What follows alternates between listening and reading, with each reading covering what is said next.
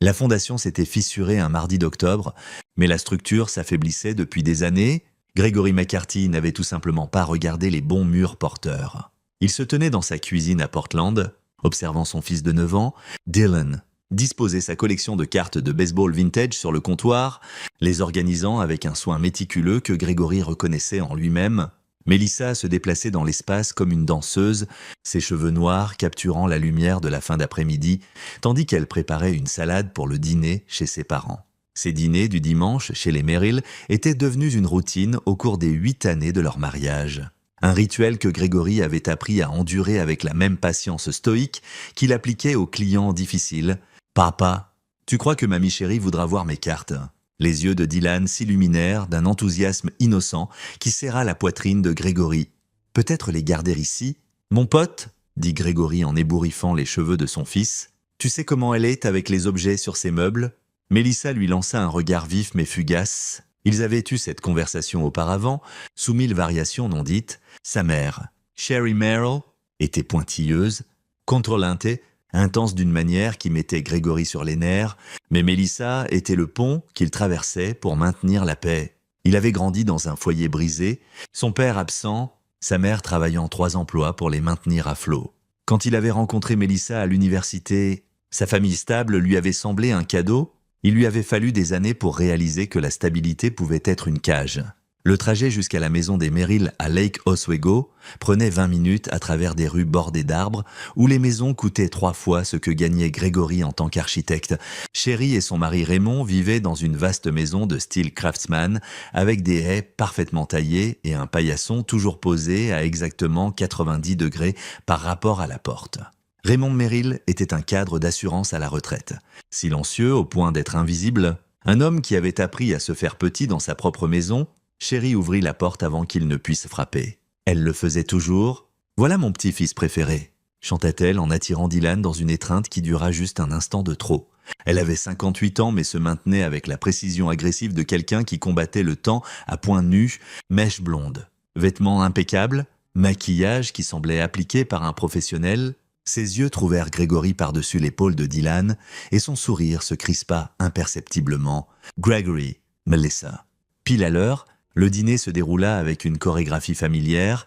Sherry dominait la conversation, ramenant chaque sujet à elle-même ou à Dylan. Elle avait préparé ses plats préférés, lui posa d'innombrables questions sur l'école, les amis, les sports. Son attention était un projecteur qui poussait Gregory à vouloir protéger son fils instinctivement. Bien qu'il ne pût expliquer pourquoi, Melissa participait chaleureusement et Raymond offrait des accords occasionnels et silencieux, ses yeux distants. Gregory avait appris à étudier les structures, à lire les points de tension et les faiblesses. Il avait bâti une carrière sur la compréhension de la façon dont les bâtiments pouvaient s'effondrer.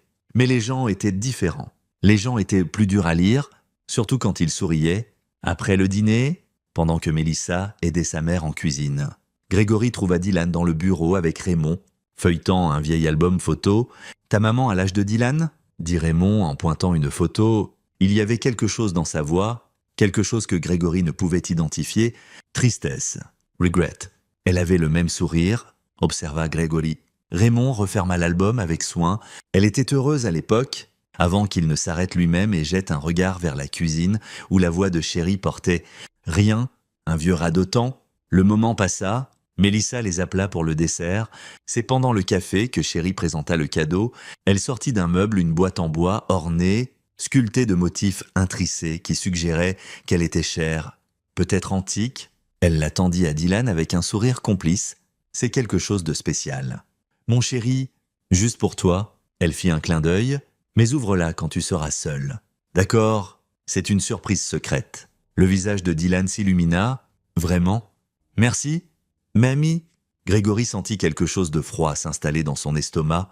Quel genre de cadeau doit-on ouvrir seul? Le sourire de Sherry ne vacilla pas, mais ses yeux se durcirent. C'est une affaire entre grand-mère et petit-fils. Gregory, ne sois pas un parent hélicoptère. Je ne le suis pas. Il va bien? Melissa intervint, sa main sur son bras. Un avertissement, doux mais ferme. Gregory ravala son objection. Dylan serra la boîte joyeusement, et le moment passa. Mais l'esprit de Gregory s'accrocha à cela, le retournant comme une pièce de puzzle qui ne s'ajustait pas. Ils partirent 1 heure plus tard. Dylan s'endormit sur la banquette arrière, la boîte en bois sur ses genoux. À la maison, Grégory aida à porter Dylan en haut. Son fils remua quand Grégory le borda, la boîte maintenant sur sa table de nuit. « Je peux l'ouvrir maintenant ?»« Papa, mamie a dit, quand tu seras seul, mais tu n'es pas vraiment seul. »« Hein ? Tu es mon papa ?» Grégory hésita. Ce sentiment froid n'avait pas disparu. Et si on attendait demain ? Ce sera quelque chose à anticiper. Dylan bâilla, déjà en train de sombrer. « D'accord ?» Grégory descendit les escaliers pour trouver Mélissa en train de lire dans le salon, ses jambes repliées sous elle. C'était leur routine, leur paix. Il se versa un bourbon et s'assit en face d'elle. « Tu étais tendue ce soir ?» dit-elle sans lever les yeux. « Ta mère était intense avec Dylan. Elle l'aime ? Je sais, c'est juste. » Il chercha les mots. L'histoire du cadeau était bizarre. Mélissa leva alors les yeux. « C'est un cadeau, Greg. » Elle lui a probablement acheté une carte de baseball ou quelque chose de collectionnable et voulait que ce soit spécial. Alors pourquoi le secret ? Parce qu'elle est dramatique ? Tu sais ça ? La patience de Mélissa s'effilochait. Ils avaient tourné autour de ce sujet auparavant. Elle a eu une enfance difficile, donner des cadeaux et sa façon de montrer l'amour. Grégory savait qu'en battre en retraite. Il hocha la tête, sirota son bourbon, mais son esprit ne lâchait pas prise. Cette nuit-là, le sommeil lui échappa. Il resta allongé à côté de Mélissa, écoutant sa respiration, pensant au clin d'œil de Chérie, à la façon prudente dont elle avait tendu la boîte, à la phrase inachevée de Raymond, à la manière dont l'affection de Chérie pour Dylan ressemblait toujours à de la possession. À 2h du matin, Grégory abandonna l'idée de dormir. Il se glissa dans le couloir jusqu'à la chambre de Dylan, se disant qu'il vérifiait juste sur son fils. Dylan dormait profondément, un bras jeté sur son oreiller. La boîte en bois trônait sur la table de nuit, innocente dans l'obscurité. Grégory la prit. Elle était plus lourde que prévu, solide. Les sculptures étaient rugueuses sous ses doigts. Il devrait attendre, respecter les souhaits de Chérie, croire que c'était inoffensif. Mais Grégory McCarthy avait appris jeune que la confiance devait se mériter, et sa belle-mère ne l'avait jamais méritée. Il porta la boîte en bas jusqu'à son bureau, ferma la porte et alluma sa lampe de table. La boîte avait un loquet simple, pas de serrure. Grégory l'ouvrit. Pendant un long moment, il ne put traiter ce qu'il voyait. Son cerveau le rejeta, essaya de le recontextualiser comme quelque chose d'innocent, mais il n'y avait pas d'explication innocente. Des photographies, des dizaines, Dylan à divers âges dans la salle de bain chez les Merrill, en train de se changer, dormant pendant des soirées pyjama. Certaines semblaient retouchées, modifiées, superposées avec des choses qui faisaient reculer l'esprit de Grégory. Et sous les photos, un journal rempli d'entrées manuscrites qui firent se rétrécir sa vision. Grégory referma la boîte, la posa, s'éleva, s'assit, ses mains tremblaient. Rage et horreur et incrédulité le submergèrent en vagues si physiques qu'il pensa vomir. Il avait besoin de bouger, d'air, de ne pas être dans la même maison que cette chose.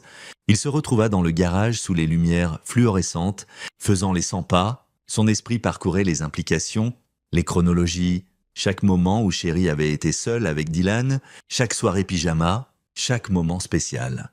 Il entendit des pas. Mélissa apparut dans l'encadrement de la porte, enveloppée dans son peignoir, les yeux inquiets et ensommeillés. « Greg, il est 3h du matin. Qu'est-ce que tu… » Elle vit son visage. Qu'est-ce qui ne va pas ? Il ne pouvait pas parler, ne pouvait pas trouver les mots pour ce qu'il avait vu.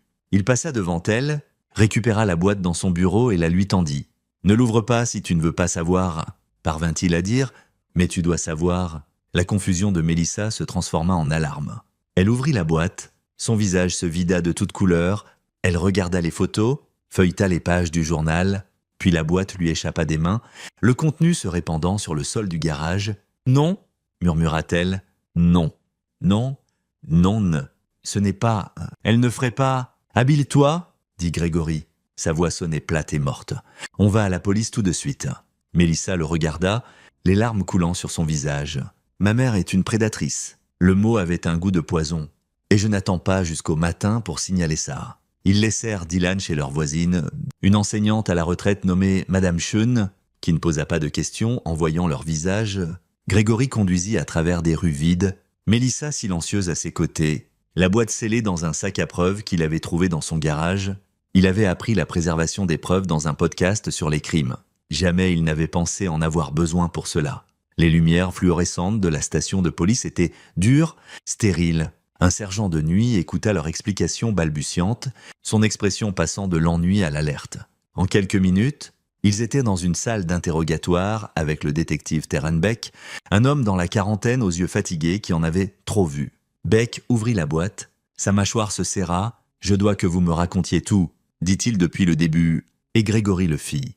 Il raconta à Beck à propos de Chéri, du cadeau, de ses soupçons qu'il avait écartés, Mélissa assise à ses côtés, tremblante, confirmant les détails. Beck prit des notes, posa des questions prudentes, et quand ils eurent fini, il passa un appel téléphonique. « Nous allons devoir parler à votre fils. » Beck dit doucement. « Il y a des spécialistes pour ça. Je vous promets qu'on sera prudent. » Grégory hocha la tête.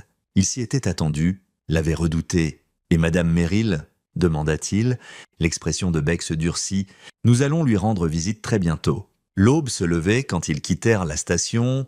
Grégory rentra lentement à la maison, ses mains enfin stables sur le volant.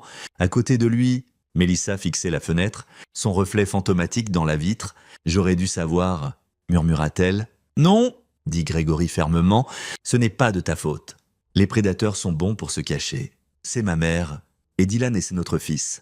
Nous l'avons protégé, c'est ce qui compte, mais même en le disant, Grégory savait que ce n'était que le début. La fondation s'était fissurée, et maintenant il pouvait voir tous les dommages cachés dessous. Il n'avait aucune idée de la profondeur, il était sur le point de le découvrir. Le café dans le bureau du détective Beck avait un goût de regret et de métal brûlé.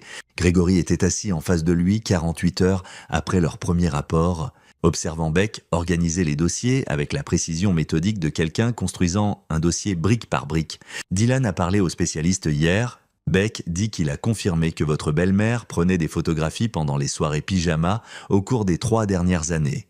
Il pensait que c'était normal, que les grands-mères faisaient ça. La prise de Grégory se resserra sur sa tasse de café. Mélissa, assise à ses côtés, les yeux rougis par les pleurs.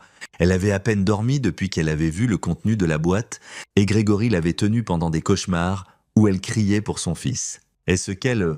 La voix de Mélissa se brisa. Est-ce qu'elle l'a touché? L'expression de Beck s'adoucit avec une sympathie pratiquée. Pas physiquement, selon Dylan, mais ce qu'elle a fait est toujours de l'abus. Les photographies, les entrées du journal, la manipulation, c'est un comportement criminel grave. Où est-elle? Demanda Grégory. Il posait cette question depuis 2 jours. Nous avons exécuté le mandat hier matin. Raymond Merrill était à la maison. Chéri n'y était pas. Selon lui, elle est partie mardi soir, après que vous avez appelé Mélissa depuis la station de police. Beck pausa. Il affirme qu'il n'a aucune idée d'où elle est allée. Vous le croyez? Je crois qu'il est effrayé. Nous surveillons son téléphone, ses comptes. Si elle le contacte, nous le saurons. Grégory se pencha en avant. Parlez-moi de Raymond. Est-il impliqué? Beck consulta ses notes. Raymond Merrill, 63 ans, cadre d'assurance à la retraite. Pas de casier judiciaire. Marié à Chéri depuis 32 ans. D'après tous les rapports, il est passif. Les voisins le décrivent comme silencieux, dominé par sa femme. Nous l'avons interrogé longuement. Soit il est le meilleur menteur que j'ai jamais rencontré, soit il ne savait vraiment pas ce qu'elle faisait. Comment est-ce possible? La voix de Mélissa s'éleva. Ils partagent une maison, une chambre. Comment pouvait-il ne pas savoir? Les gens voient ce qu'ils veulent voir. Madame McCarthy et les prédateurs, excellents dans la compartimentation. Beck sortit un autre dossier. Nous creusons dans le passé de Chéri. Son nom de jeune fille était Cher Caldwell. Elle a été mariée une fois avant Raymond. De 1985 à 1989, le nom du mari était Donald Patterson.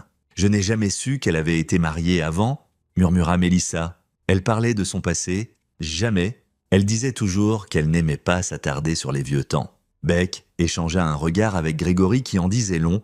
Donald Patterson était mort en 1989. Incendie de maison jugé accidentel à l'époque. Il avait une fille d'un mariage précédent, April Patterson.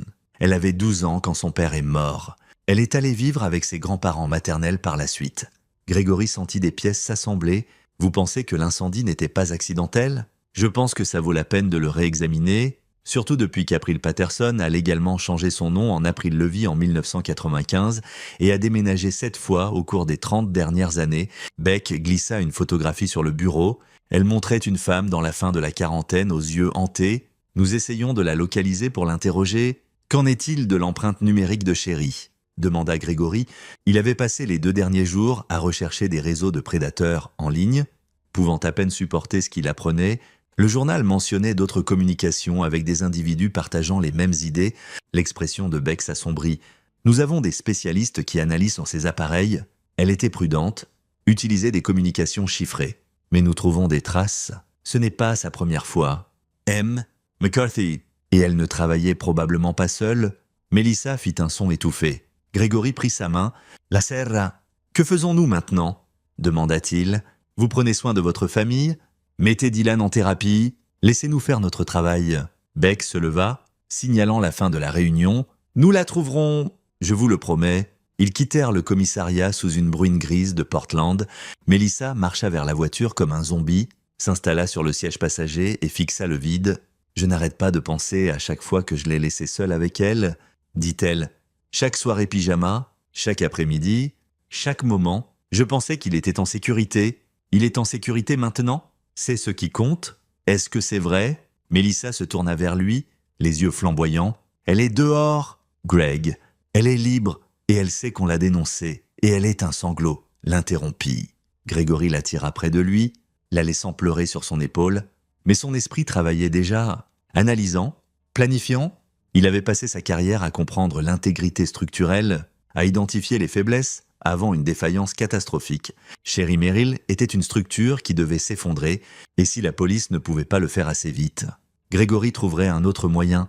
Cette nuit-là, après que Melissa se soit enfin endormie d'épuisement et que Dylan soit bordé au lit, Grégory s'assit dans son bureau avec son ordinateur portable. Il avait recherché le passé de Sherry.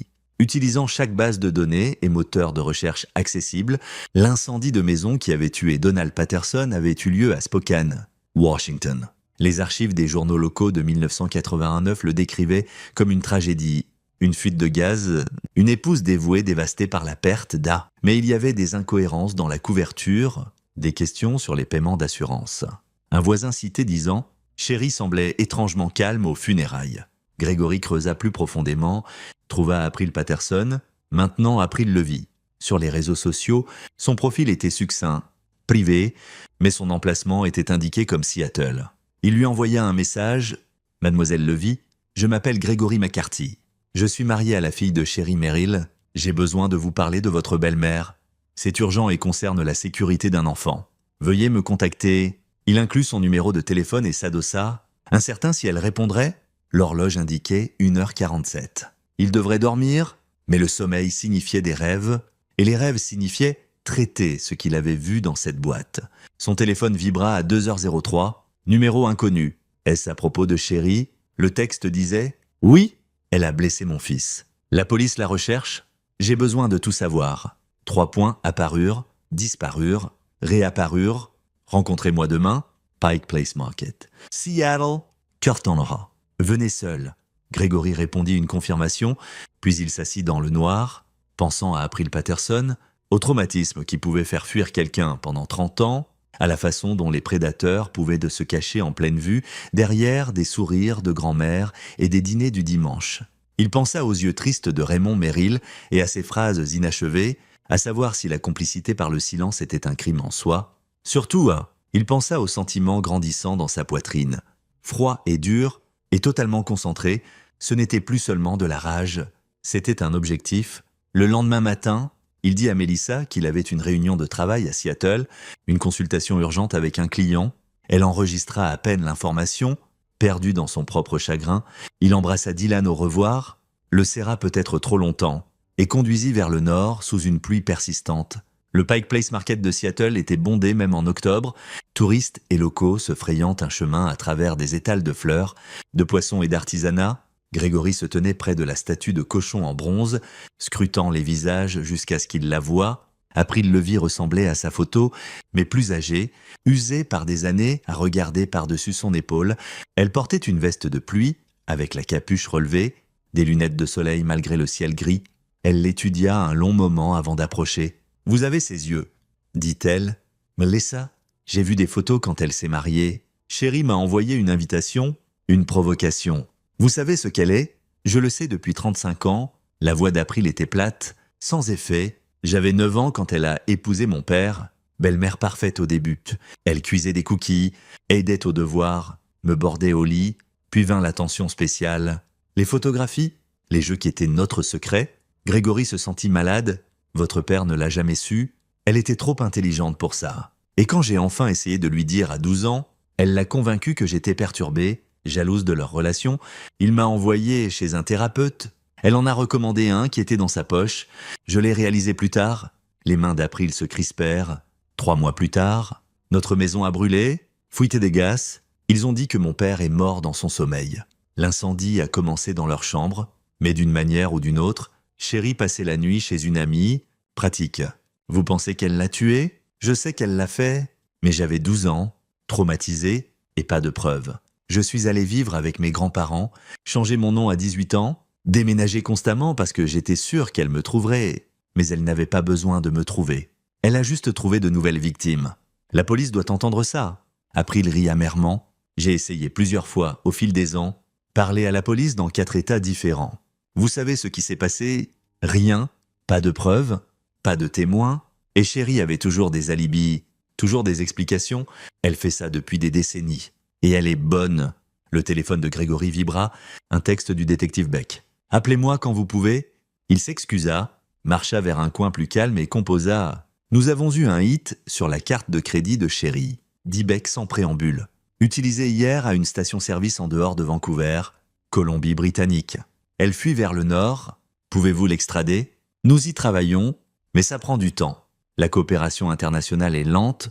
Je vous dis ça parce que vous méritez de savoir. Mais Grégory, laissez-nous gérer ça. Ne faites rien de stupide. » Grégory mit fin à l'appel, retourna auprès d'April, qui le regardait avec des yeux connaisseurs. « Ils ne peuvent pas l'attraper, dit-elle, ou ils le feront. Et elle s'en sortira en parlant. Elle le fait toujours. Pas cette fois. Vous semblez certain. » Grégory étudia cette femme qui avait passé sa vie à fuir un monstre. « Aimeriez-vous m'aider à m'assurer qu'elle ne blesse plus jamais un enfant ?» Le sourire d'April était tranchant comme un rasoir. « J'attends qu'on me demande ça depuis 35 ans. » Ils trouvèrent un café tranquille. Pendant les 2 heures suivantes, April raconta tout à Grégory, non seulement sur son abus, mais sur ce qu'elle avait appris pendant ses années d'enquête amateur, les schémas de Chérie, ses méthodes, ses connexions à des réseaux en ligne.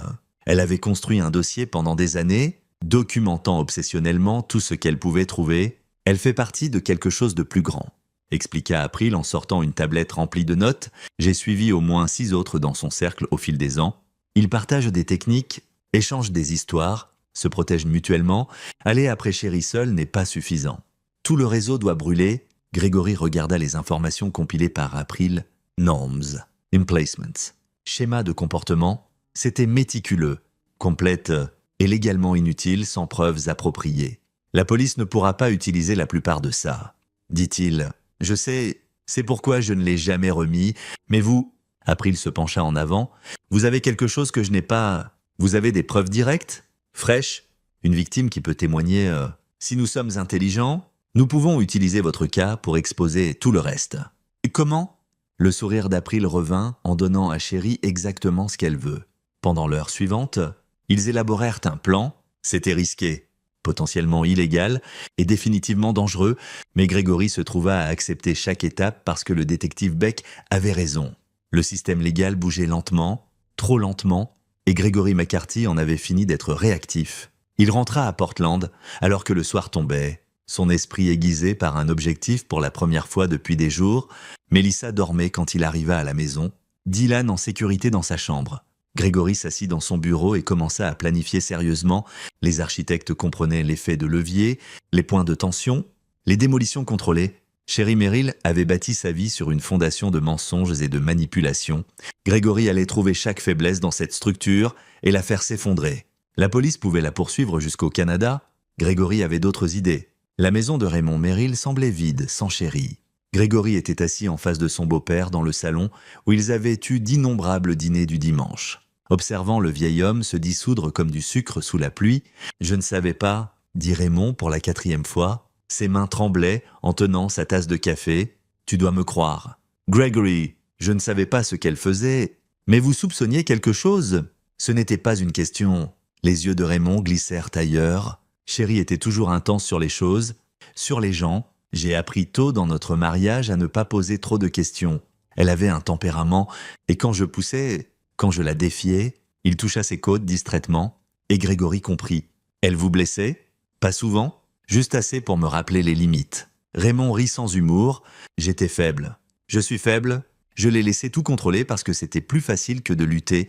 Et maintenant, Dylan? Sa voix se brisa. Grégory sentit une vague de pitié pour cet homme qui avait choisi le confort plutôt que le courage. Mais la pitié ne protégerait pas son fils. La police dit que vous ne savez pas où elle est. Je ne sais pas. Elle est partie mardi soir, a pris de l'argent liquide. Je ne savais pas qu'elle avait des vêtements, son ordinateur portable.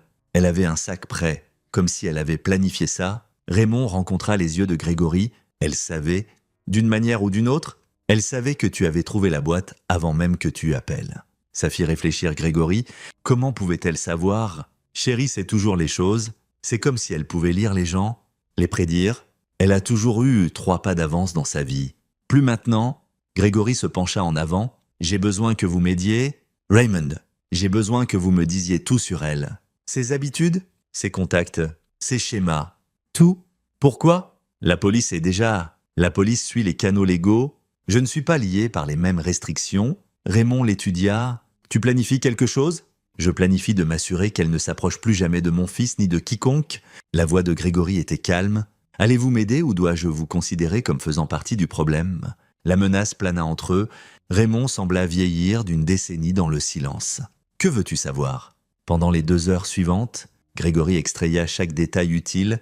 Le nom de jeune fille de Sherry, Caldwell, venait de sa 3e famille d'accueil. Son vrai nom était Sherilyn Baker. Née à Tacoma d'une mère morte quand elle avait 6 ans, le système d'accueil l'avait ballottée à travers 7 foyers avant qu'elle n'atteigne 18 ans. Elle avait épousé Donald Patterson à 21 ans, veuve à 25. Mariée à Raymond à 26, elle m'a dit que son enfance était difficile. Dit Raymond, que des gens l'avaient blessée. Je pensais que je la sauvais. Son rire était amer. Il s'avère qu'elle était celle qui blessait tout le long. Grégory apprit sur les habitudes informatiques de Sherry, sa sécurité numérique prudente, son amitié avec une femme nommée Joanne Contreras, qui tenait une boutique d'antiquités à Portland et semblait partager les intérêts de Sherry. Il apprit sur des voyages de camping qu'elle faisait seule, sur des unités de stockage auxquelles Raymond n'avait pas accès, sur des comptes e-mail chiffrés et des téléphones jetables. Elle a de l'argent caché, ajouta Raymond. J'ai trouvé des relevés bancaires une fois il y a des années pour des comptes que je ne connaissais pas. Quand j'ai demandé, elle a dit que c'était un héritage d'une tante. Mais il n'y avait pas de tante. Je l'ai vérifié. Combien d'argent? Des centaines de milliers? Peut-être plus. Grégory nota ça. Des ressources financières signifiaient que Sherry pouvait fuir indéfiniment, s'établir n'importe où. La charge à Vancouver était probablement une diversion. Elle était plus intelligente que ça. Une chose de plus, dit Raymond alors que Grégory se préparait à partir. Sherry a un coffre-fort bancaire. Bank of America sur Hawthorne. Elle le visitait mensuellement comme un métronome. Je ne sais pas ce qu'il y a dedans, et je ne suis pas sur la liste d'accès, mais ça pourrait contenir des preuves. L'esprit de Grégory s'emballa. Vous avez dit ça à la police? Je leur ai parlé des unités de stockage. J'ai oublié le coffre-fort jusqu'à maintenant. Sherry m'a si bien entraîné à ne pas penser à ses secrets que j'en oublie la moitié. Grégory appela le détective Beck depuis sa voiture, relaya l'information sur le coffre-fort et les unités de stockage. Beck promit d'obtenir des mandats immédiatement. « Vous faites du bon travail ?» Gregory. Beck dit « Mais je pensais ce que j'ai dit. Laissez-nous gérer l'enquête. Ne vous mettez pas en danger. » Grégory fit les bruits d'accord appropriés et raccrocha. Puis il appela April Levy. Raymond Merrill a parlé. Il dit « Nous avons de nouvelles pistes et j'ai une idée. Je vous écoute ?» Sherry pense qu'elle chasse. Elle a été la prédatrice toute sa vie. Et si on la faisait devenir la proie? Le silence d'April fut pensif. Continuez. Elle est obsédée par Dylan. C'est sa faiblesse. Son besoin de posséder, de contrôler. Si on lui fait croire qu'elle a une opportunité de s'approcher de lui à nouveau, elle la saisira. April termina, même en sachant que c'est risqué. Exactement. On tend un piège. Utiliser votre fils comme appât est insensé. Je ne le risquerai pas réellement. Mais Sherry ne le sait pas. On divulgue des informations sur l'horaire de thérapie de Dylan, sur où on l'emmène. On crée une ouverture qui semble réelle. Et quand elle apparaît, on est prêt. La voix d'April devint aiguisée d'anticipation. J'aime ça, mais Grégory, si on fait ça, on franchit des lignes légales. Ce n'est pas juste de la surveillance. C'est du piège. Et si ça tourne mal? Ça ne tournera pas mal. J'y pense depuis 3 jours sans arrêt. Je vois tous les angles. Les architectes conçoivent des bâtiments. C'est un être humain, Gregory. Un dangereux. Les bâtiments sont prévisibles, contrecarra Gregory. Mais les prédateurs aussi, ils ont des schémas, des besoins, des compulsions qu'ils ne peuvent contrôler. La compulsion de Sherry et Dylan. On utilise ça, ils parlèrent encore 1 heure, affinant le plan. April surveillerait certains forums en ligne où le réseau de Sherry communiquait, guettant tout bavardage. Gregory établirait une routine avec Dylan, visible et prévisible, qui semblerait une opportunité pour quelqu'un observant, et ils installeraient une surveillance, des caméras, du suivi, tout ce dont ils avaient besoin pour documenter la réponse de Sherry. « J'ai l'équipement », dit April. « J'ai préparé pour quelque chose comme ça pendant des années, et je connais des gens, d'anciens agents de la loi, qui en ont marre de voir des prédateurs s'en sortir. Des gens qui aideraient hors des livres. Combien de temps pour être prêt ? Donnez-moi 1 semaine. » Gregory raccrocha et s'assit dans le parking sombre devant sa maison, observant les lumières briller aux fenêtres où vivait sa famille. Mélissa était dedans, probablement en train de lire à Dylan avant le coucher. C'était ce qu'il protégeait. Cette vie simple, parfaite que Sherry avait essayé d'empoisonner, il pensa à ce que le détective Beck avait dit sur ne rien faire de stupide, sur franchir des lignes, sur des limites légales, puis il pensa aux photographies dans cette boîte en bois, à l'innocence de son fils transformé en arme, au journal de Sherry décrivant des fantasmes qui faisaient ramper sa peau. Certaines lignes méritent d'être franchies. À l'intérieur, Mélissa lisait effectivement à Dylan, blottis ensemble sur son lit avec un livre sur l'exploration spatiale. Ils levèrent tous deux les yeux quand Gregory entra. « Papa, maman lit sur les trous noirs. » Gregory s'assit au bord du lit, ébouriffa les cheveux de son fils. « C'est plutôt cool. Hein ? Ils sont effrayants, ils aspirent tout et rien n'en échappe. » « Eh bien, » dit Gregory, regardant le visage confiant de son fils, « parfois, les choses effrayantes nous apprennent que nous sommes plus forts que nous le pensons, que nous pouvons affronter l'obscurité et en sortir de l'autre côté. » Mélissa rencontra ses yeux par-dessus la tête de Dylan. Elle le connaissait assez bien pour lire le sous-texte, pour comprendre qu'il parlait de plus que des trous noirs. Son expression questionnait, inquiète.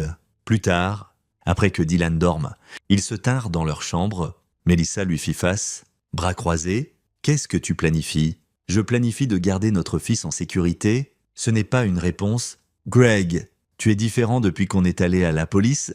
Concentré. Froid. Ça me fait peur. Bien. Tu devrais avoir peur. Sherry est dehors et la police bouge trop lentement. Elle pourrait disparaître pour toujours, ou pire, elle pourrait revenir. Alors quoi ? Tu vas devenir vigilante ? Tu vas la traquer toi-même ? Je vais m'assurer qu'elle paie pour ce qu'elle a fait. Pas seulement à Dylan, mais à tous ceux qu'elle a blessés. Gregory s'assit sur le lit, soudain épuisé. J'ai trouvé sa belle-fille. Melissa. April Patterson.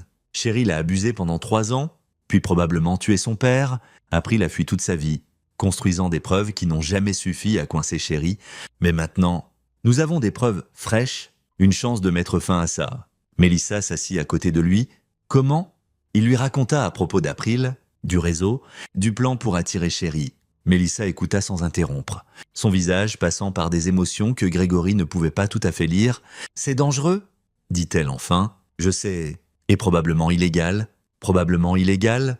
Et tu le fais quand même ?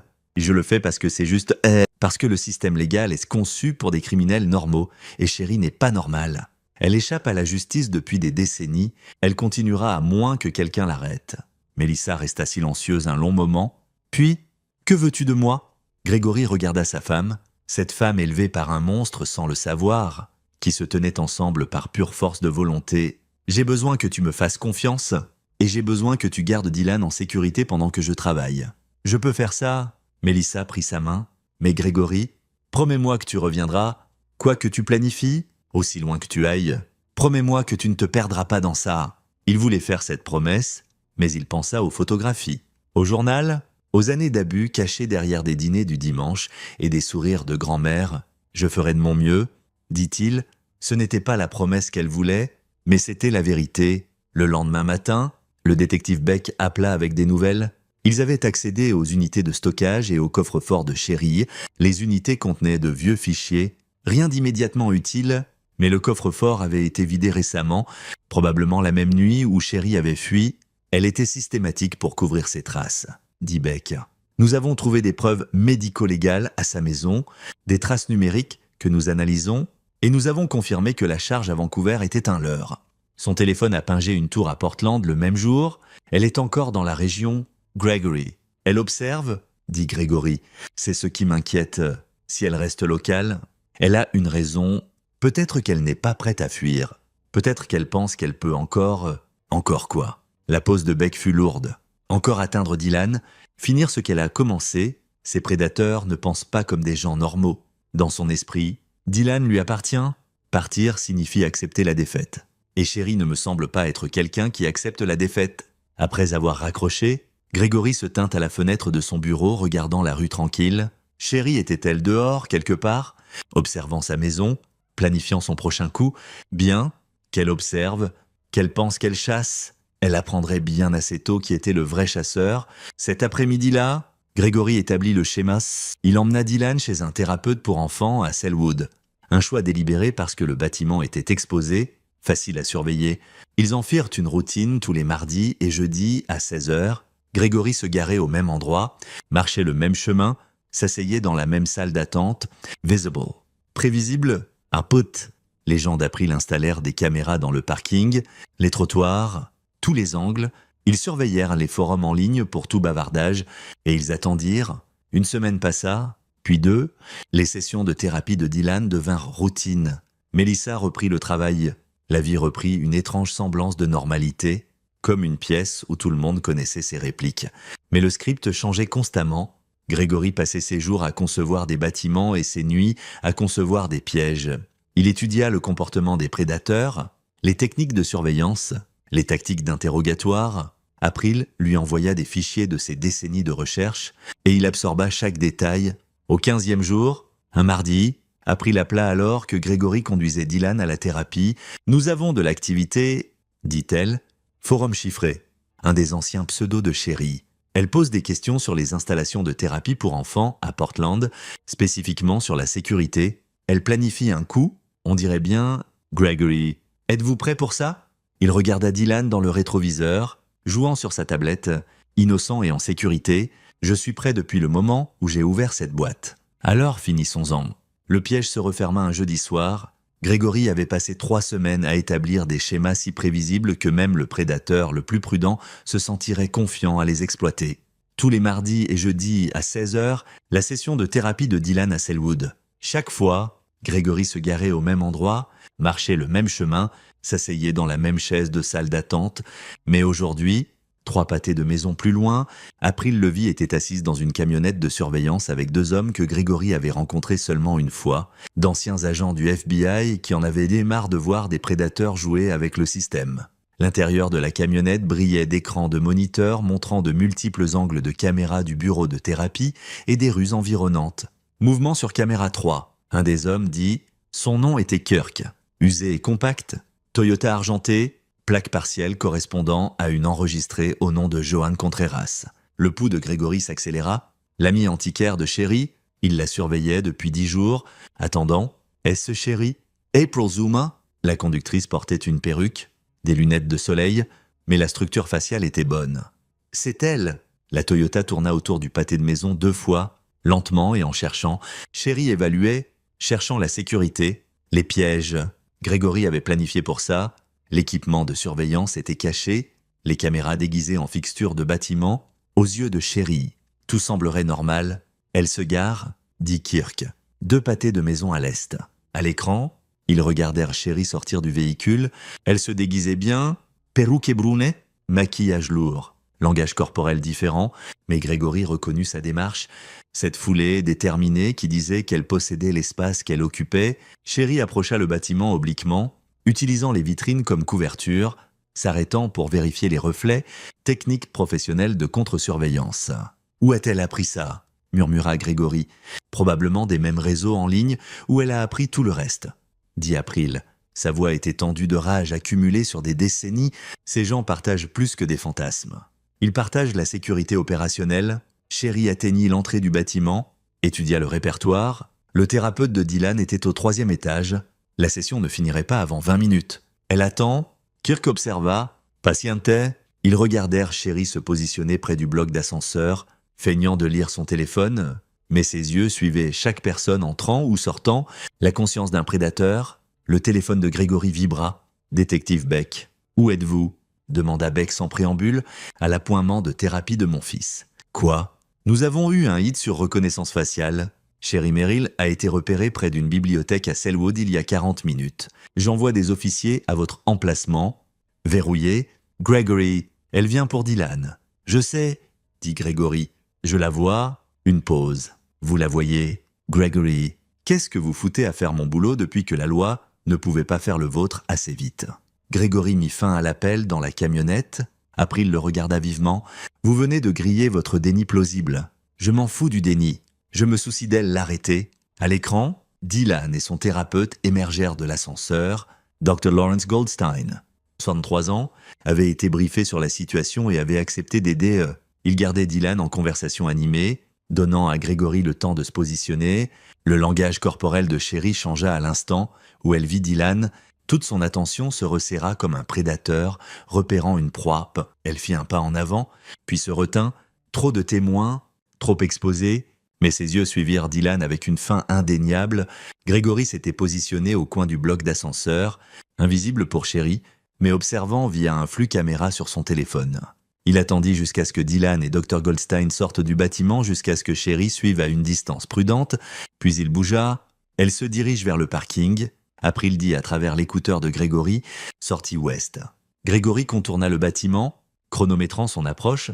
Sherry suivait Dylan vers la voiture garée de Gregory, probablement planifiant de voir dans quelle direction il conduirait. Suivre à distance, comportement de traque.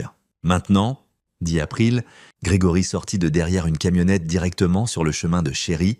Elle s'arrêta net, la reconnaissance flashant avant qu'elle ne puisse la masquer. « Bonjour, Sherry. » Pendant un moment, elle envisagea de fuir. Gregory pouvait voir le calcul dans ses yeux, mais ils étaient dans une rue publique, et fuir attirerait l'attention. Au lieu de ça, elle déplaça son poids et son expression se transforma en quelque chose de maternel. Inquiète? Gregory, quelle coïncidence. J'étais juste en train de traquer mon fils. Je sais, il garda sa voix égale, conversationnelle. Les passants n'entendirent rien d'inquiétant. Les caméras capturèrent tout. Votre approche, vos schémas de surveillance, votre intention. Le masque de Sherry glissa. Je ne sais pas de quoi vous parlez. Si, vous le savez, et la police aussi quand elle arrivera. Gregory vérifia sa montre. Le détective Beck est à 3 minutes. Mais je voulais vous parler d'abord. À propos de quoi? À propos d'April Patterson. À propos de Donald Patterson. À propos de combien d'enfants vous avez blessés au fil des ans. Quelque chose de dangereux flasha dans les yeux de Sherry. April était perturbée. Une menteuse. Et vous faites des accusations folles sur eux. J'ai votre boîte, Sherry, vos photographies, votre journal, j'ai le témoignage d'April, j'ai des preuves de votre coffre-fort que vous pensiez avoir détruite. Cette dernière était un bluff, mais Gregory la livra avec une confiance totale. C'est fini, Sherry Rio et Cassant, vous pensez avoir gagné? Vous pensez que la police peut faire coller quoi que ce soit? J'ai des avocats. Gregory, de bons avocats, de l'argent, des connexions, tout ça disparaîtra comme toujours. Peut-être. Mais ce n'est pas pourquoi je suis ici. Alors pourquoi? Gregory s'approcha plus près, baissa la voix pour qu'elle seule entende. Parce que je voulais que vous sachiez que je vous vois, pas le masque de grand-mère, pas l'acte de victime, je vois la prédatrice, et même si vous vous faufilez hors de la police, même si vous battez ces charges d'une manière ou d'une autre, je passerai le reste de ma vie à m'assurer que tout le monde que vous rencontrez sait exactement ce que vous êtes. Le visage de Sherry se contorsionna de rage. Espèce de self-righteous, ils se tournèrent tous deux. Melissa se tenait à 6 mètres, ayant déposé Dylan avec Dr. Goldstein. Son visage était pâle, ses yeux énormes. « Maman, s'il te plaît, dis-moi que Gregory se trompe. Dis-moi que c'est un malentendu. » L'expression de Sherry se transforma instantanément en maternelle. « Melissa, chérie, ton mari est sous un stress énorme. Il imagine des choses, fait des accusations qui... » « Arrête !» La voix de Melissa craqua. « J'ai vu la boîte. J'ai lu ton journal, je sais ce que tu es. Melissa, je t'ai élevée, je t'ai aimée, tu ne peux pas croire. Est-ce que tu m'as touché? La question de Melissa sortit étranglée. Quand j'avais l'âge de Dylan, est-ce que tu... Bien sûr que non, tu es ma fille. Mais Dylan est ton petit-fils, et ça ne t'a pas arrêté. Le masque de Sherry se brisa complètement. Son visage se tordit en quelque chose de laid, vindicatif. Dylan est spécial. Il est parfait. Tu ne comprendrais pas parce que tu n'as jamais apprécié la perfection, jamais compris. Les sirènes de police l'interrompirent. 2 voitures de patrouille entrèrent dans le parking. suivi de la berline banalisée du détective Beck. Des officiers émergèrent rapidement, mains sur les armes. Sherry regarda Grégory avec une haine pure. « Ce n'est pas fini. »« Oui, » dit Grégory. « Ça laisse ?» Beck s'approcha avec des menottes, lisant ses droits. Elle se tut, se repliant sur elle-même, tandis que les officiers l'emmenaient. Elle regarda en arrière, une fois vers Grégory. « Tu n'as aucune idée de ce que tu as commencé ?» dit-elle. « Alors, je suppose que je le découvrirai ?» Plus tard, à la station de police, Grégory s'assit avec Beck dans une salle d'interrogatoire. Le détective semblait fatigué et en colère. « Ce que vous avez fait était imprudent, potentiellement illégal, et a sapé notre enquête. Votre enquête bougeait trop lentement. Ce n'est pas à vous de décider. Ça l'était quand la sécurité de mon fils était en jeu. » Grégory soutint le regard de Beck calmement. « Vous l'aviez à Vancouver, soi-disant. Elle était ici tout le temps, observant, planifiant. Combien de temps avant qu'elle fasse un coup sans caméra roulant ?» La mâchoire de Beck travailla. « Les images que vous avez capturées ne peuvent pas être utilisées officiellement. Vous n'aviez pas de mandat, pas d'autorité. Un avocat les déchirera. Alors, ne les utilisez pas officiellement, mais vous l'avez sur tentative de contact avec une victime malgré une ordonnance restrictive. Vous l'avez sur track. Vous avez le témoignage d'April Patterson sur la mort de Donald Patterson. Vous avez le contenu de cette boîte. Construisez votre dossier avec ce qui est légal et utilisez ce que je vous ai donné pour savoir où regarder. Ça ne marche pas comme ça ? Ça devrait... » Grégory s'adossa. « Vous savez ce qu'elle est ? Détective. Vous savez qu'elle a fait ça avant et le fera à nouveau si elle en a l'occasion. Allez-vous vraiment laisser la procédure la protéger ?» Beck resta silencieux un long moment. « April Patterson m'a contacté ce matin. Elle est prête à témoigner sur la mort de son père. Sur son abus, nous rouvrons le cas de Donald Patterson et nous avons trouvé quelque chose dans les forensics numériques de Sherry. Des communications avec Joan Contreras qui référencent d'autres victimes. C'est plus grand que nous pensions. Combien plus grand ? Assez grand pour que le FBI s'intéresse et assez grand pour que si on fait ça bien, on pourrait démanteler tout un réseau. » Grégory sentit quelque chose se détendre dans sa poitrine. « Alors laissez-moi aider. »« Non, vous en avez assez fait. Plus qu'assez. Laissez-nous gérer à partir d'ici. » Mais Grégory n'avait aucune intention de reculer. Il avait déjà franchi trop de lignes pour s'arrêter. Au cours de la semaine suivante, pendant que Sherry était en prison, incapable de payer la caution, Grégory travailla avec April pour compiler tout ce qu'il savait. Norms, schémas, traces numériques. Les 35 ans d'enquête d'April combinés aux preuves fraîches de Grégory créèrent une image d'un réseau sophistiqué s'étendant sur plusieurs États. Joan Contreras fut arrêtée pour des charges liées à la distribution de matériaux illégaux. Sous interrogatoire, elle donna 3 autres noms. Chaque arrestation mena à plus de preuves.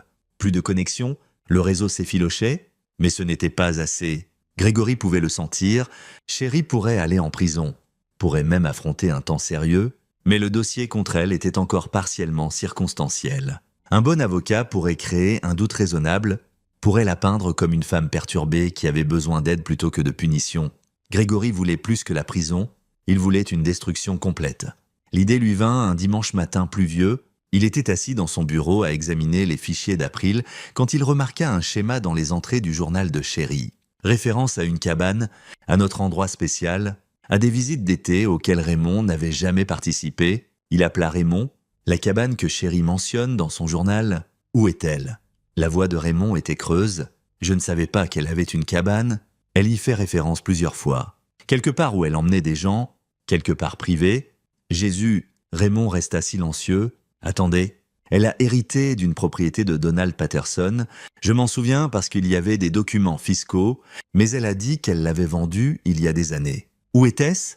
En dehors de Sisters, Oregon, au désert. Mais Grégory, si elle a menti sur la vente de lait, alors elle pourrait encore exister et pourrait contenir des preuves.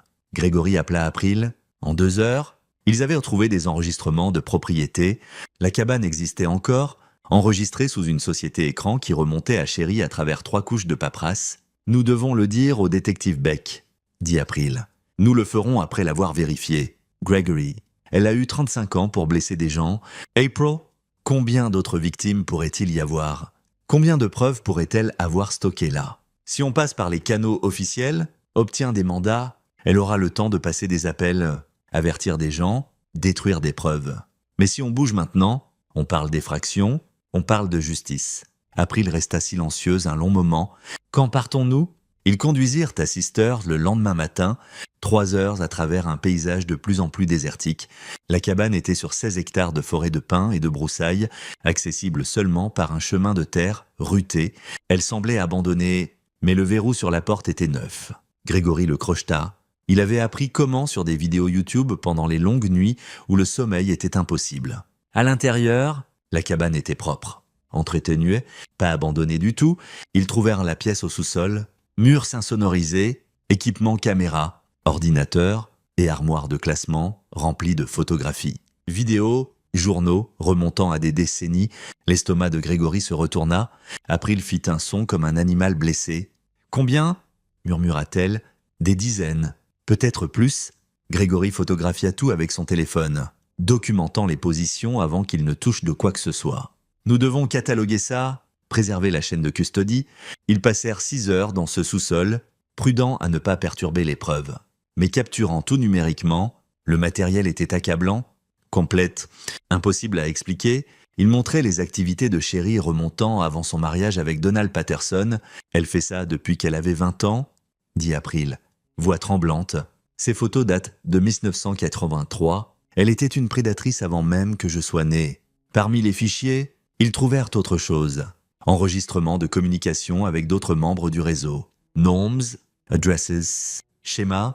Sherry avait été méticuleuse à documenter son monde. Elle gardait une assurance. Grégory réalisa des preuves sur tous ceux qu'elle connaissait. Ainsi, si elle tombait, elle pouvait les emporter avec elle. Destruction mutuellement assurée. Alors détruisons-les tous. Ils photographièrent tout, puis appelèrent le détective Beck. Grégory lui parla de la cabane, de ce qu'ils avaient trouvé. Éditant soigneusement la partie effraction, un type anonyme nous a menés à rechercher les enregistrements de propriété. Grégory dit « Nous vérifions si elle existait quand nous avons vu des signes d'activité. La porte était ouverte. Nous avons trouvé des preuves en vue. Le silence de Beck suggérait qu'il ne croyait pas un mot, mais était prêt à jouer le jeu. Restez là, ne touchez à rien d'autre. J'obtiens des mandats et je viens avec une équipe. Au moment où Beck arriva avec des agents du FBI et des spécialistes forensiques, Grégory et April étaient assis dehors, l'image de citoyens concernés. Les agents passèrent 12 heures à cataloguer les preuves. Quand ils émergèrent, Beck semblait sinistre. « C'est le pire que j'ai vu en 23 ans. » dit-il. On parle de charges fédérales, multiples défendeurs, décennies d'abus. Le DA construit un cas RICO. Ça tiendra, demanda Grégory. Avec ce qu'il y a là-dedans, elle mourra en prison. Ils le feront tous, cette nuit-là. Grégory rentra en conduisant dans l'obscurité. April endormie sur le siège passager. Elle était restée éveillée 48 heures sur la rage et l'objectif.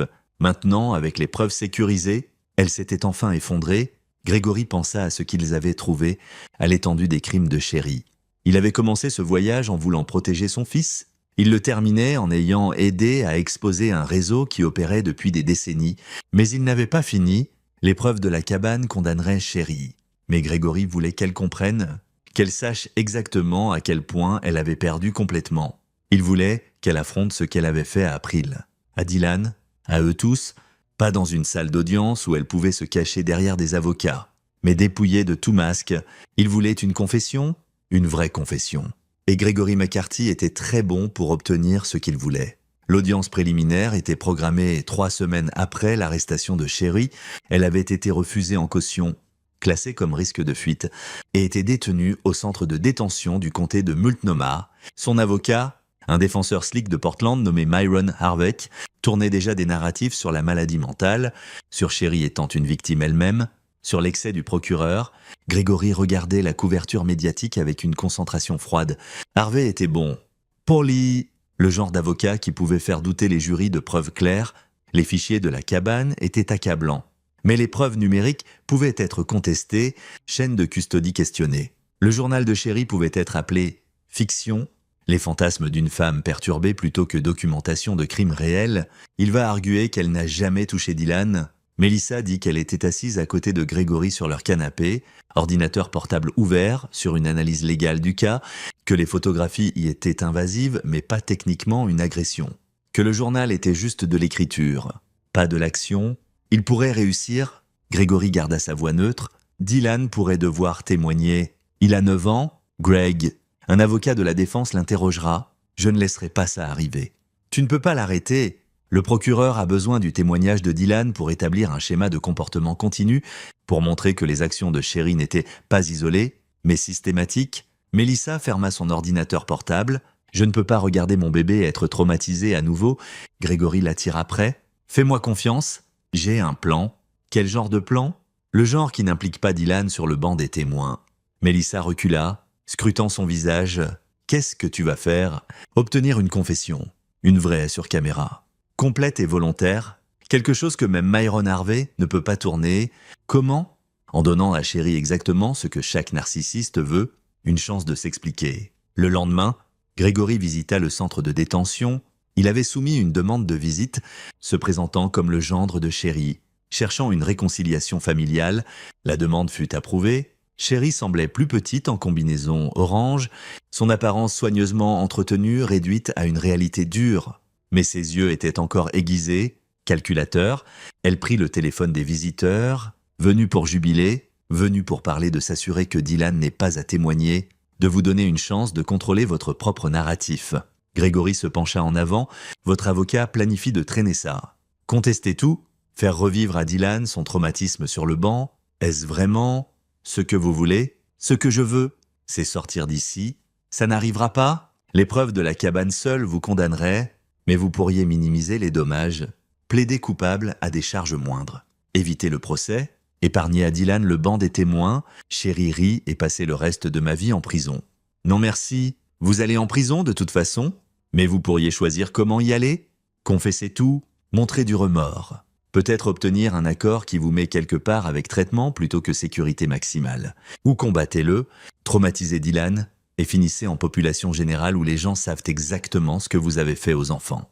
La menace atterrit, le visage de Sherry se crispa. Même si je voulais confesser ce que je ne fais pas, mon avocat ne le permettrait jamais. Je ne vous demande pas de confesser à votre avocat, je vous demande de me confesser à moi. Grégory sortit un petit enregistreur numérique, le posa sur le comptoir. Dites-moi tout, l'histoire complète. Votre perspective, pourquoi vous avez fait ce que vous avez fait. Je m'assurerai que le procureur le voit, m'assurerai que c'est au dossier. Vous pouvez vous expliquer. Pourquoi feriez-vous ça? Parce que je veux la vérité, toute, et parce que je parie que votre ego ne peut résister à l'opportunité de vous défendre. Sherry l'étudia un long moment. Vous pensez avoir gagné? Vous pensez m'avoir battu? Je pense que vous êtes en prison et mon fils est en sécurité. C'est toute la victoire dont j'ai besoin. Votre fils. L'expression de Sherry se tordit. Vous ne comprenez même pas ce que vous m'avez pris. Dylan était parfait et vous l'avez empoisonné contre moi. Vous l'avez transformé en preuve. Vous avez détruit quelque chose de beau. La main de Grégory se resserra sur le téléphone. Il n'y avait rien de beau dans ce que vous avez fait parce que vous ne pouvez pas le voir. Aucun de vous ne le peut. La société met ses restrictions artificielles sur l'amour, sur la connexion, sur l'abus d'enfants. Appelez-le comme il est. Les yeux de Sherry flashèrent. Je n'ai jamais blessé Dylan, je n'ai jamais blessé aucun d'eux, je leur ai donné une attention spéciale. Les effets se sentirent valorisés, April était aimée, la fille de Donald. Quel était son nom?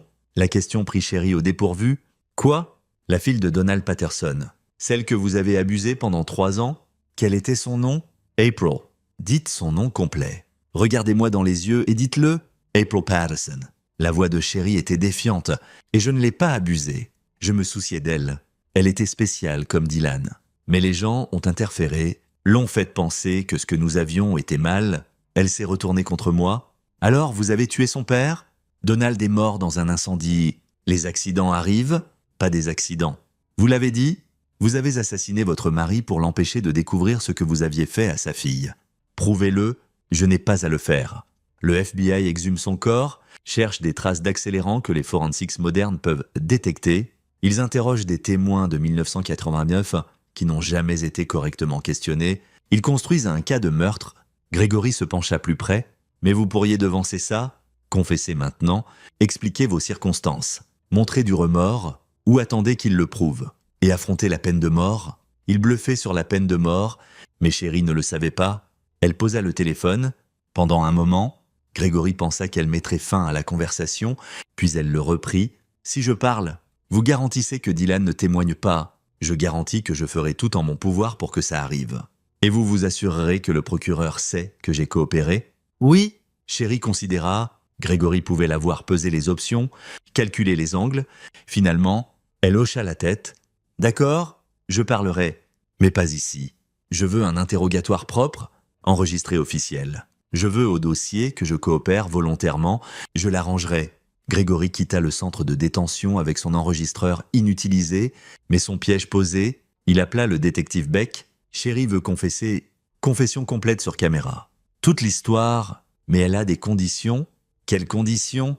Elle veut protection de la population générale, elle veut considération pour coopération, et elle veut que ce soit enregistré comme volontaire. Beck resta silencieux. C'est de la manipulation? Elle essaie de contrôler le narratif. Laissez-la. On obtient une confession qui épargne à Dylan de témoigner et la boucle à jamais. Ça vaut de lui donner l'illusion du contrôle. Le DSA veut gagner sans traumatiser un enfant de 9 ans sur le banc. Faites-le arriver. Beck. 3 jours plus tard, Chérie s'assit dans une salle d'interrogatoire avec son avocat, un procureur, le détective Beck et une caméra roulant. Grégory observa à travers une glace sans teint tandis que Chérie, coachée par son avocat pour montrer du remords, procéda à faire l'opposé. Elle parla pendant 3 heures de son enfance en accueil, de gens qui ne la comprenaient pas, des vues restrictives de la société sur l'amour et la connexion. Elle décrivit sa relation avec April Patterson, avec Dylan, avec d'autres au fil des ans. Elle rationalisa, justifia, expliqua et s'incrimina complètement. Myron Harvey essaya plusieurs fois de l'arrêter, mais Chérie le surmonta. Elle était enfin entendue, enfin s'expliquant, et elle ne pouvait résister. Elle n'avoua pas le meurtre de Donald Patterson, mais elle admit être soulagée par sa mort, trouvant cela pratique que l'incendie arrive quand il l'a fait. Elle parla de la cabane, de documenter des moments spéciaux avec des enfants. Elle décrivit son réseau comme un groupe de soutien d'individus partageant les mêmes idées. Quand elle finit, même Harvey semblait malade. « Mon client était clairement dans un état d'esprit perturbé, dit-il faiblement. Cette confession est admissible, coupa le procureur. Elle avait été lue ses droits, avait un conseil légal présent et a parlé volontairement. Merci, Madame Merrill, pour votre coopération. » Chérie sembla réaliser enfin ce qu'elle avait fait. Son visage se vida de couleur. « Je veux rétracter, je ne voulais pas... » Trop tard, dit Beck. Grégory quitta la salle d'observation et marcha dehors dans un soleil printanier brillant. April l'attendait dans le parking. « Comment ça s'est passé ?» demanda-t-elle. Elle a confessé tout. Son avocat semblait prêt à démissionner. Le rire d'April fut tremblant. 35 ans que j'attends d'entendre qu'elle admette ce qu'elle a fait, et elle l'a juste donné. Les narcissistes ne peuvent s'empêcher. Donnez-leur un public, et ils vous diront exactement qui ils sont. Ils restèrent en silence un moment, observant la circulation sur la rue. « Que se passe-t-il maintenant ?» demanda April. « Maintenant, le FBI utilise sa confession pour rouler le reste de son réseau.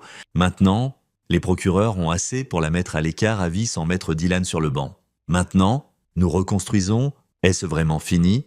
Grégory pensa à Chérie dans cette salle d'interrogatoire, enfin exposée, tous masques enlevés. Il pensa aux preuves de la cabane, au réseau s'effondrant, à son fils en sécurité. Pour elle ? Oui. Pour nous ?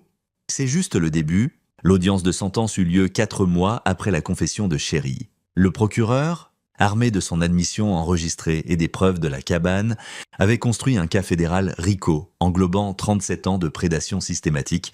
L'avocat de Chérie tenta une défense de capacité diminuée, arguant maladie mentale, mais la confession détruisit toute crédibilité. Grégory s'assit dans la salle d'audience avec Mélissa et April. Dylan n'était pas présent. Le juge avait décidé que son témoignage était inutile vu l'admission détaillée de Chérie. Le procureur présenta une chronologie de victimes. April Patterson témoigna de son abus et de la mort de son père. 2 autres adultes se présentèrent. Des gens que Chérie avait victimisés dans les années 1990 qui n'avaient jamais rapporté par honte et peur. Le FBI présenta des preuves du réseau montrant comment Chérie avait été un nœud central dans une conspiration s'étendant sur plusieurs États. Puis le procureur joua des extraits de la confession de Chérie. Dans ses propres mots, Chérie décrivit ses crimes, les rationalisa, expliqua sa philosophie de relations spéciales avec des enfants. La salle d'audience resta en silence, stupéfait. Myron Harvey fit une plaidoirie brève, tiède pour la clémence basée sur l'âge de Chérie et son casier propre avant 2024. Le juge écouta impassiblement. Quand vint le temps des déclarations d'impact des victimes, April se leva d'abord. Sa voix trembla mais ne se brisa jamais. « Chérie Merrill a volé mon enfance. Elle m'a abusé, tué mon père et forcé à vivre dans la peur pendant 35 ans. J'ai changé mon nom, déménagé constamment, bâti une vie autour de fuir d'elle. Elle a détruit des familles. traumatiser des enfants et montrer aucun remords jusqu'au moment où elle a été attrapée. Même alors, sa confession était juste une autre manipulation. Je demande à ce tribunal de lui montrer la même miséricorde qu'elle a montrée à ses victimes. Aucune. Melissa parle ensuite, lisant une déclaration au nom de Dylan. Mon fils a 9 ans, il devrait s'inquiéter de l'entraînement de baseball et des devoirs de maths. Pas de thérapie pour traiter l'abus de sa grand-mère. Sherry Merrill a violé notre confiance, ciblé notre enfant et nous a montré que le mal peut se cacher derrière des dîners familiaux et des cadeaux d'anniversaire. Dylan guérit, mais il portera ses cicatrices pour toujours. Je demande au tribunal d'assurer que Sherry Merrill n'ait jamais l'opportunité de blesser un autre enfant. Enfin, Gregory se leva, il avait débattu s'il devait parler, mais décida que le moment l'exigeait. Votre honneur. Je suis architecte, je conçois des structures, m'assure qu'elles sont sécuritaires, anticipe les points de défaillance. Quand j'ai découvert ce que Sherry Merrill avait fait à mon fils, j'ai réalisé que j'avais manqué les signes d'avertissement les plus évidents, son besoin de contrôle, sa possessivité, ses violations de limites. Je les ai écartés comme des quirks de personnalité. Mais les prédateurs comptent sur notre instinct d'être polis, de garder la paix, de ne pas faire de vagues. Ils exploitent notre désir de penser le meilleur des gens. Sherry Merrill est une prédatrice qui a opéré avec succès pendant presque 4 décennies parce qu'elle comprenait comment manipuler les normes sociales. Les preuves de la cabane montrent au moins 23 victimes séparées que nous avons identifiées. Il y en a probablement plus. Ce cas n'est pas sur une grand-mère faisant une terrible erreur, c'est sur une opération systématique, sophistiquée, conçue pour exploiter et blesser des enfants. Je demande que la sentence reflète non seulement les crimes que nous connaissons, mais les décennies de victimes que nous ne trouverons jamais. Le juge, une femme dans la soixantaine nommée juge Léona Vance, examina des documents avant de parler. Mademoiselle Merrill, j'ai lu votre confession, examiné les preuves et écouté les témoignages. En mes 28 ans sur le banc, je n'ai jamais rencontré un schéma si complet de prédation. Vos crimes s'étendent sur des décennies et des victimes. Votre manque de remords, même dans la confession, suggère aucune capacité pour la réhabilitation. La loi requiert que je considère des facteurs comme l'âge, l'historique criminel et la probabilité de récidive. Mais l'évaluation psychologique soumise par le procureur indique que vous présentez un danger continu pour les enfants et montrez des marqueurs consistants avec la psychopathie. Sherry se leva avec son avocat. Elle avait vieilli visiblement en 4 mois de détention. Son apparence soigneusement entretenue s'était effondrée en quelque chose de gris et diminué. « Avez-vous quelque chose à dire avant la sentence ?» demanda juge Vance. Sherry regarda Gregory, Melissa. « April ?» Pendant un moment, son masque glissa en place et elle sourit. « Je regrette d'avoir été attrapée, » dit-elle. La salle d'audience explosa. Harvey essaya de calmer sa cliente. « My Sherry continue. » Je regrette que des gens étroits d'esprit avec une compréhension limitée aient détruit quelque chose de beau. Je regrette que des enfants comme Dylan grandissent dans un monde qui leur enseigne à craindre l'amour au lieu de l'embrasser. Je regrette ? Ça suffit, dit froidement juge Vance. Mademoiselle Merrill, je vous condamne à 45 ans en prison fédérale sans possibilité de liberté conditionnelle. Vu votre âge, c'est effectivement une sentence à vie. Vous serez aussi requise de vous enregistrer comme délinquante sexuelle et serez interdite de tout contact avec des mineurs pour le reste de votre vie.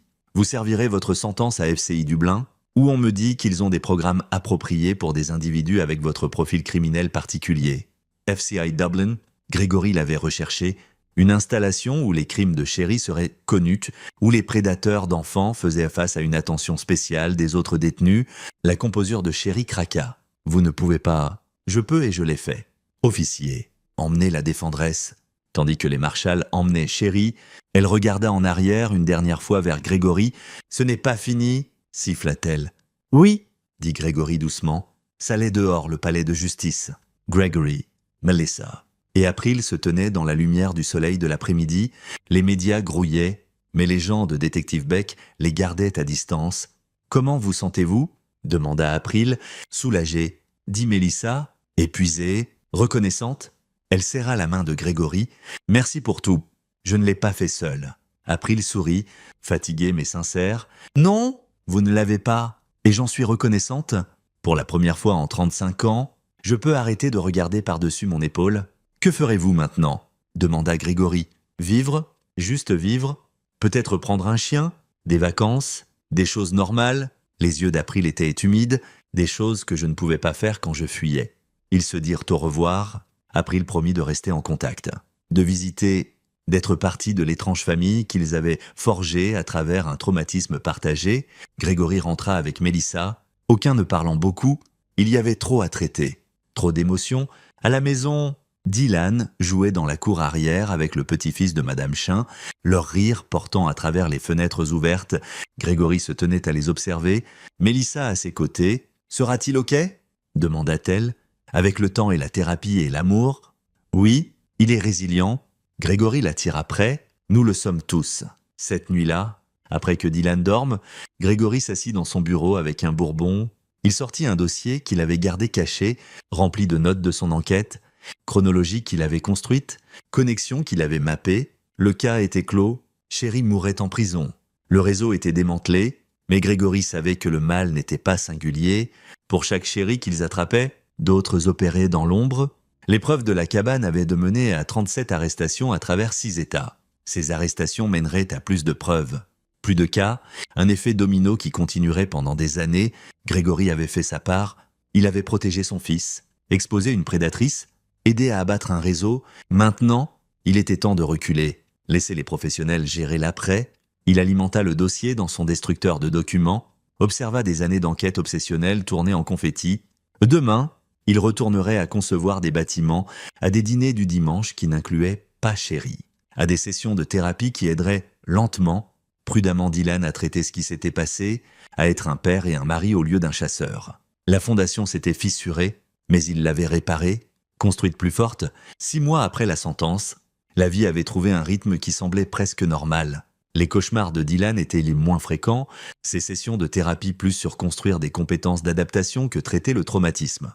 Mélissa avait repris l'enseignement, se jetant dans le travail avec un objectif renouvelé, et Grégory avait complété son projet architectural le plus significatif, un centre communautaire conçu spécifiquement pour des services d'avocature pour enfants.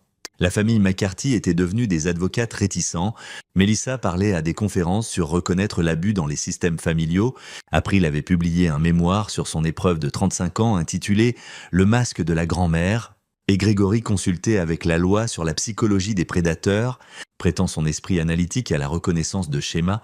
Mais aujourd'hui était dimanche, et les dimanches étaient temps familial, nouvelle tradition. Grégory se tenait au grill de la cour arrière, retournant des burgers pendant que Dylan jouait au soccer avec des amis d'école. Mélissa jardinait près, ses mains dans la terre, trouvant paix et croissance. April arriva en voiture, son chien, un sauvetage nommé Phoenix. Sur le siège passager, elle avait pris du poids, semblait plus saine, plus en fuite avait libéré pour vivre. Uncle Greg, appela Dylan. Ils avaient adopté le titre pour April, même si elle était plus comme une tante par lien de traumatisme que par sang. Phoenix est ici. Le chien bondit dans la cour et Dylan le poursuivit. Riant, Grégory observa cette joie simple, ce moment d'enfance normale, et sentit la dernière bobine serrée dans sa poitrine se relâcher. « Comment est la tournée du livre ?» demanda-t-il à April alors qu'elle le rejoignait au grill. Épuisante, cathartique, les gens n'arrêtent pas de me remercier d'être brave, mais j'étais juste fatigué de fuir. Elle accepta une bière, en parlant de quoi « J'ai reçu une lettre de Chéri ». La main de Grégory se resserra sur sa spatule. Qu'est-ce qu'elle disait? Les absurdités narcissistes habituelles, comment je l'ai trahi, comment je profite de mensonges, comment elle est la vraie victime. April prit une longue gorgée, je l'ai brûlée sans finir. Bien, son avocat dépose des appels apparemment. Essaie de supprimer la confession. Ça ne marchera pas, c'était propre. Je sais, mais elle continuera d'essayer jusqu'à ce qu'elle meure. C'est ce que font les prédateurs. Ils n'acceptent jamais la responsabilité. April observa Dylan jouer avec son chien, mais elle ne peut blesser personne de la prison. C'est ce qui compte. Mélissa les rejoignit, essuyant la terre de ses mains. C'est une fête ou une réunion de vigilantes. Peut-être les deux. April grina. Ils mangèrent ensemble, parlèrent de choses normales, travail, rénovation, le tournoi de baseball à venir de Dylan. La conversation ne toucha pas Chéri Chopé, le traumatisme, l'obscurité qu'ils avaient tous affronté. Ils avaient appris que guérir signifiait choisir quoi discuter, quand se souvenir et quand lâcher prise. Après le dîner, pendant que les adultes nettoyaient, Dylan approcha Grégory à l'évier de cuisine. « Papa, j'ai une question. »« Vas-y. » Madame Rodriguez dit qu'on doit faire des arbres généalogiques pour l'école. Qui devrais-je mettre pour grand-mère? Grégory sécha ses mains, s'agenouilla au niveau des yeux de Dylan. Ils avaient eu des versions de cette conversation avant, mais chaque itération semblait importante. Tu peux mettre Mamie chérie si tu veux, elle est techniquement ta grand-mère, même si elle n'est plus dans nos vies. Ou tu peux laisser cet endroit vide, ou tu pourrais mettre Tante April puisque c'est de la famille choisie. Grégory toucha l'épaule de son fils. C'est ton arbre généalogique? Mon pote, tu décides qui appartient? Dylan considéra ça sérieusement. Je pense que je mettrai April. Elle est meilleure pour être comme une grand-mère. Ça marche pour moi? Cette nuit-là, après que les invités soient partis et que Dylan dorme.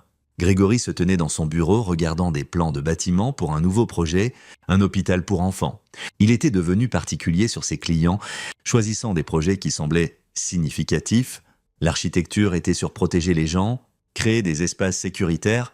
Il comprenait ça plus profondément maintenant. Mélissa apparut dans l'encadrement de la porte, silhouettée par la lumière du hall. « Viens au lit » dit-elle doucement. Dans une minute, elle traversa vers lui, enroula ses bras autour de sa taille. « Regrettes-tu ça? N'importe quoi. Regretter quoi? Franchir des lignes, briser des lois, devenir qui que tu aies dû devenir pour l'arrêter. » Grégory pensa à cette boîte en bois, aux photographies qui le hantraient pour toujours.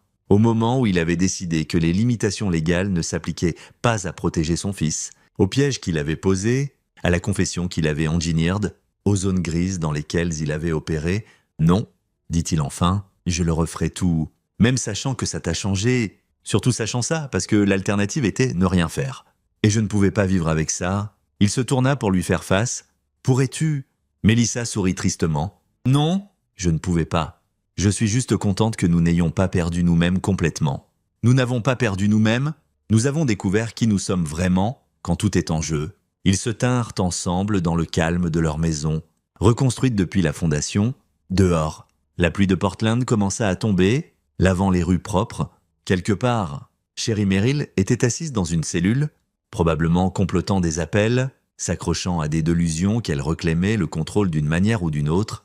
Mais son monde s'était effondré complètement. Le réseau qu'elle avait bâti était démantelé. Ses victimes avaient survécu et parlé. Ses crimes étaient de documenter en permanence. Elle mourait en prison, souvenue seulement comme un conte cautionnaire, et Grégory McCarthy vivrait en élevant son fils.